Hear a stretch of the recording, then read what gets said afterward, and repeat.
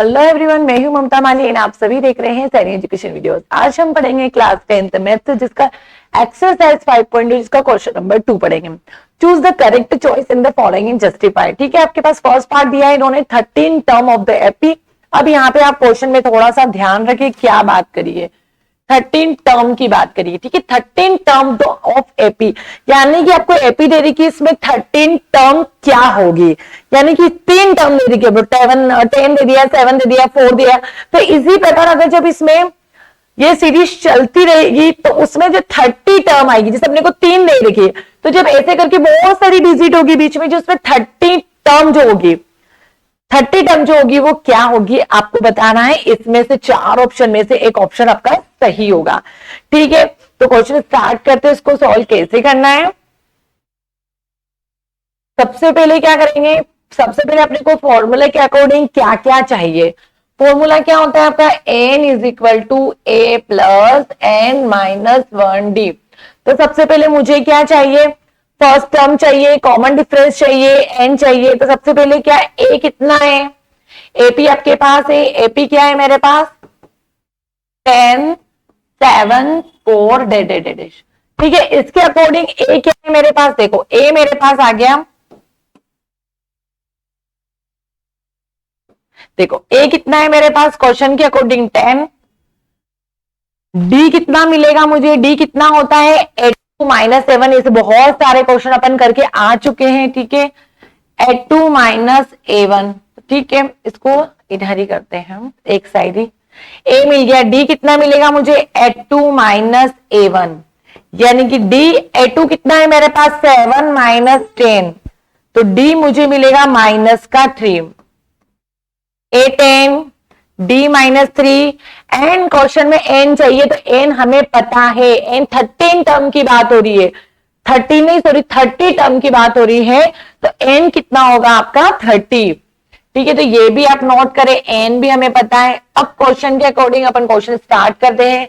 क्या दे देगा फॉर्मूला, सबसे पहला काम फॉर्मूला सप्लाई करना, n is equal to a plus n minus 1d। ठीक है, कॉमन डिफरेंस निकाला, n अपने को 30 टर्म की बात हो रही है, तो n इज इक्वल टू 30। सबसे पहले देखो a, अब यहां पे क्या बात n है, तो n की जगह कितना रखना है आपको 30 is equal to a। First term क्या है मेरे पास 10 प्लस 30, n की जगह तो आपको वही रखना है। कॉमन डिफरेंस कितना आया मेरे पास माइनस का 3। ठीक है, माइनस का 3। अब यहाँ पे a30 निकालना है मुझे, 10 प्लस 29 इंटू माइनस 3 है, ध्यान रखे कितना है माइनस का 3। जब मल्टीप्लीकेशन आपको देखो a30 is equal to 10 plus minus, तो माइनस ही होगा, तो 29 और 3 का मल्टीप्लीकेशन करोगे तो 29 3 87, कितना बनेगा आपका 87। ठीक है, तो माइनस 87। अब यहां पे आपको क्या करना है, 10 माइनस 87, हाँ 87 बड़ा है, तो 830 इज इक्वल टू कितना होगा 10 माइनस 87। सबसे पहले तो साइन लगेगा माइनस का 77। 4 ऑप्शन में, चारों में से चेक करते हैं। देखो 97, देखो यहाँ पे बच्चे कंफ्यूज होंगे, 77 प्लस माइनस है, तो आप हमेशा ध्यान रखें जो बड़ी डिजिट होगी उसी का आपको साइन लगाना है। तो इसमें ऑप्शन सी जो होगा आपका सही होगा। ठीक है, चलो नेक्स्ट पार्ट है इसका 11 term of the AP. 11 term पता करनी है, यानी कि क्वेश्चन में आपको क्या क्या पता है। सबसे पहले एपी क्या दे रखी है, -3 comma minus half comma 2 dash. सबसे पहले जो चीजें मुझे पता है सबसे पहले वही नोट करेंगे। ए कितना है माइनस का 3।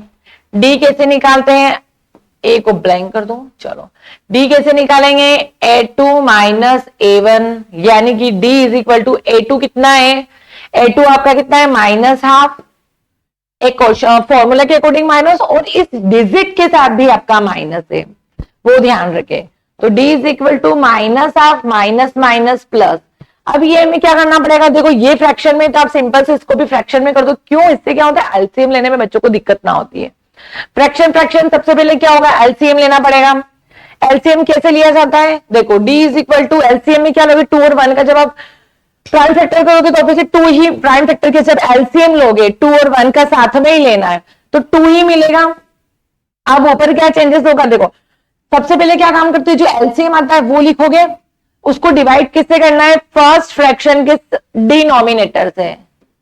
1 का मल्टीप्लीकेशन करना है आपको ऊपर वाली सीरीज डिजिट के साथ, तो 1 का 1 के साथ मल्टीप्लीकेशन तो -1, कोई इफेक्ट नहीं पड़ा। सेकंड में क्या होगा, वापस एलसीएम कितना आया 2, सेकंड फ्रैक्शन का डिनोमिनेटर 1 कितना आएगा 2 ही मिलेगा, 2 का मल्टीप्लीकेशन करना है 3 के साथ, देखो 1 2 सा 2, 2 का मल्टीप्लीकेशन करना है 3 के साथ कितना मिलेगा 6, यहाँ पे कितना आया प्लस का 6, तो डी मुझे कितना मिला 5/2। चलो एन कितना मिल गया मुझे, 11 की बात हो रही, टर्म की बात हो रही, तो एन 11 है। अब आपको क्या करना है, फॉर्मूले में वैल्यू पुट करनी है। फॉर्मूला क्या होता है अपना, N is equal to A plus N minus 1 D. N की बात हो रही है यानी कि N 11 is equal to first term क्या है मेरे पास माइनस का 3 प्लस एन कितना है मेरे पास 11 माइनस 1 डी मेरे पास आया है 5/2।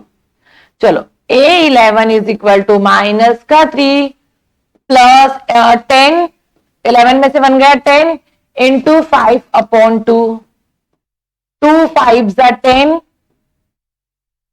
माइनस का 3 5 5 25, A11 कितना मिलेगा आपको 22, और 25 बड़ी डिजिट है तो पॉजिटिव है, तो A11 जो होगा आपका पॉजिटिव 22, तो इसमें आंसर बी जो होगा आपका सही होगा। ठीक है, आई होप आपको क्वेश्चन समझ आया होगा। नेक्स्ट क्वेश्चन नेक्स्ट वीडियो में पढ़ेंगे।